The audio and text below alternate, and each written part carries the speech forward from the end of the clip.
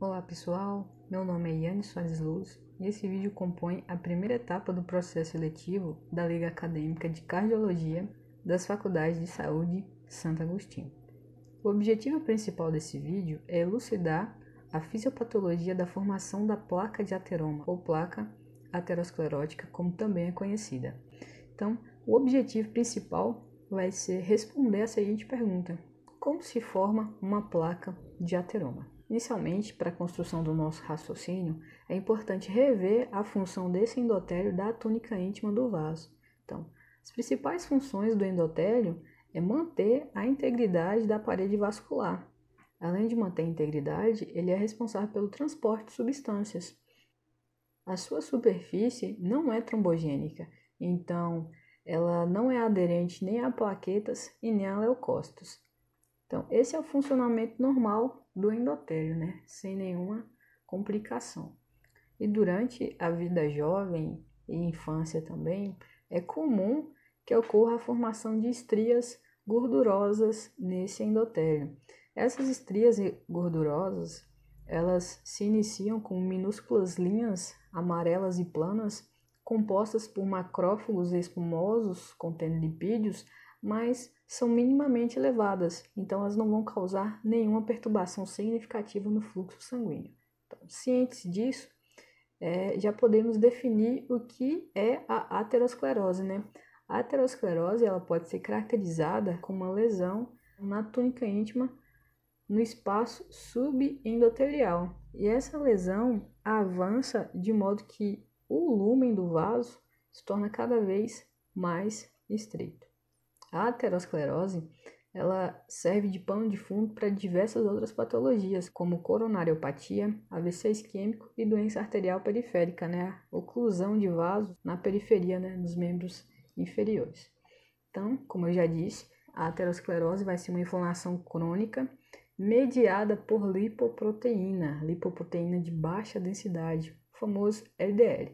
Então, essa placa de ateroma ela vai seguir um processo lógico. Inicialmente, ocorre inflamação, necrose, seguida de fibrose e posterior calcificação. Iremos entender um pouco mais sobre essas etapas da formação da placa de ateroma. Então, aqui na evolução do quadro, ocorre uma lesão inicial, né?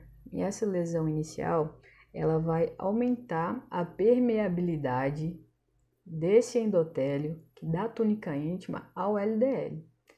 E por meio desse aumento da permeabilidade, o LDL vai migrar do interior do vaso para o subendotélio, aqui na túnica íntima. E essa migração vai gerar diversas complicações que vai ficar mais claro para a gente entender na próxima imagem. Só que antes de passar para a próxima imagem, é importante reforçar que a placa de ateroma ela não fica solta no interior do vaso, como muitas pessoas pensam. Elas ficam no subendotélio e ela é protegida por toda uma camada fibrótica. Ela não fica solta aqui. Essa representação esquemática vai facilitar a compreensão da formação dessa placa de ateroma. Então, o que acontece? Esse vaso está sofrendo estresse mecânico. E esse estresse mecânico pode ser desencadeado pela hipertensão arterial, por exemplo. Então, esse estresse mecânico causa uma lesão nesse endotélio da túnica íntima. Então, essa lesão na túnica íntima, ela aumenta a permeabilidade desse endotélio ao LDL, essa lipoproteína de baixa densidade. Então, esse LDL presente aqui no interior do vaso, do lúmen, ele vai ser captado, vai se ligar muito facilmente aos receptores dessas moléculas de adesão aqui celular presentes na túnica íntima. Então, a partir do momento que eles conseguem atravessar essa barreira, eles ficam nesse espaço subendotelial.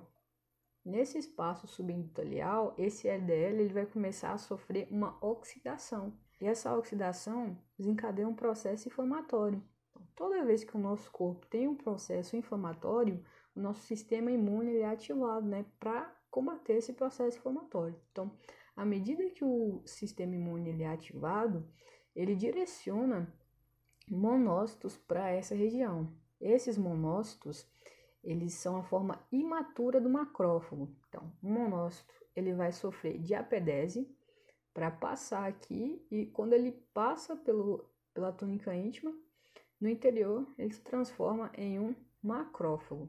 E esse macrófago, inicialmente, ele vai tentar capturar todas essas moléculas de LDL e vai tentar fazer a fagocitose dessas moléculas. Só que o que acontece? O macrófago ele não tem lipoenzimas capazes de dissolver esse LDL. Então, ele vai acumular cada vez mais LDL em seu interior. E vai deixar de ser chamado de macrófago para ser chamado de células espumosas. Então, essas células espumosas que compõem essas estrias gordurosas nesse processo de aterogênese vai estimular a migração de células musculares lisas aqui da túnica média para esse centro necrótico.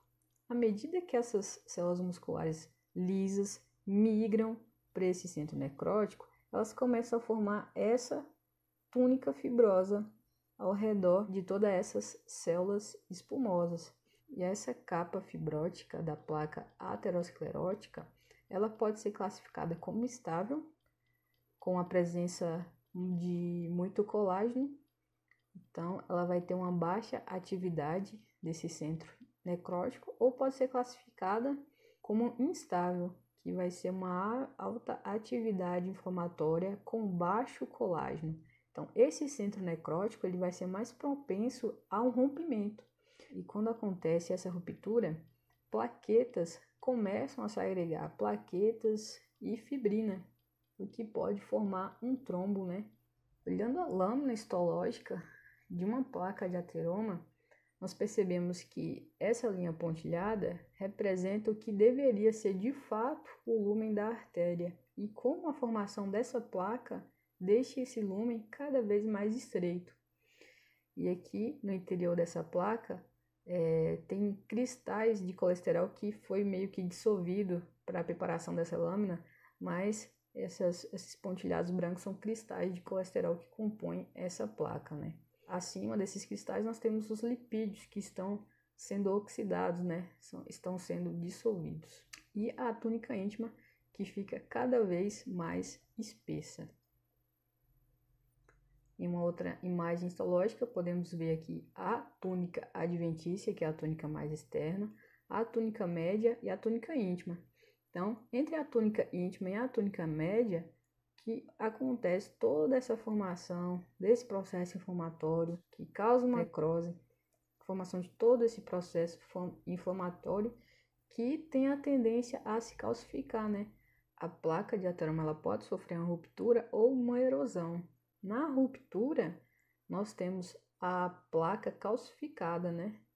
E na erosão, que é pouco conhecida, não necessariamente ocorre essa calcificação.